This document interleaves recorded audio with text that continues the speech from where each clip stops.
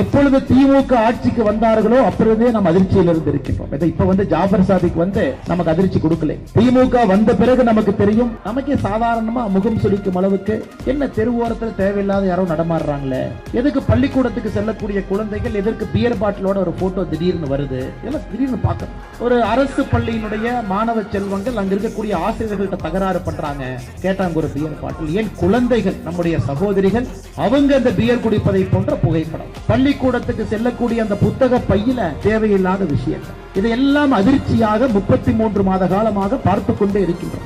சாதாரணமாக எல்லோரும் என்ன பேச ஆரம்பிச்சிருக்கோம்னா, என்னன்னே திமுக வந்ததுக்கு அப்புறம் கஞ்சா புழக்கம் அதிகமா இருக்கு, என்னன்னே தேவையில்லாத ஆளுகளா நடமாடுறாங்க, ரொம்ப எளிதா கிடைக்குது, கல்லூரிக்குள்ள கிடைக்குது, ஹாஸ்டல் வரைக்கும் போயிருக்கு. இத்தனை காலமாக இதை நாம் பேசிக் கொண்டிருந்தோம். ஆனால் பிப்ரவரி 15ஆம் தேதியிலிருந்து இது ஊர்ஜிதமாக இருக்கிறது. இவர்கள் தனி நபர்கள் கிடையாது.